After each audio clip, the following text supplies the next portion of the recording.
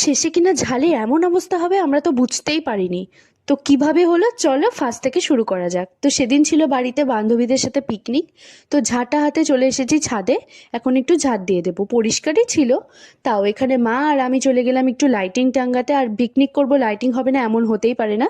তারপর দেখো এরকম লাইটিং টাঙিয়ে কি সুন্দর লাগছে। তো তারপর কিছুক্ষণ পরে ওরা চলে চলে আসে, তারপর বলে যে ক্যাপাচিনো বানাবো চল। তো এখানে দুধটা গরম করতে বসিয়ে দিয়েছে, তারপর এখানে আমাদের রেডি। তো এখন চলো নিয়ে চলে যাওয়া যাক। তো উপরে গিয়ে তার সাথে ছিল নিমকি, শনপাপড়ি আর বিস্কুট। তারপর আমাদের কাটাকুটি চালু, মাংসের জন্য প্লাস স্যালাডের জন্য।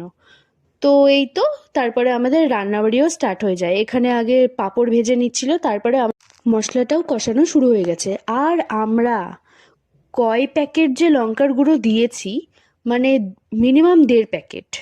তারপর এই যে এরকম কালার এসেছে, একটু কষানি তুলেছিল ওটাই আর কি টেস্ট করছিলাম।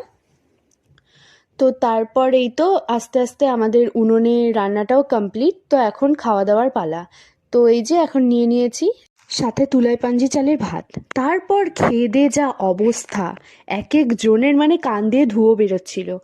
আর আর একজন ও তো দাঁড়িয়েই আছে ওই খাওয়া বাদ দিয়ে। তারপর খেয়ে দিয়ে শান্ত হয়ে সব বসে এখন ঘরের মধ্যে গিয়ে গান টান শুনবো আর আরামসে গল্প করব। তো তারপরে মনে পড়লো একটু পাঁপড়ও ছিল। তো আজকের মতো এখানেই, টাটা বাই।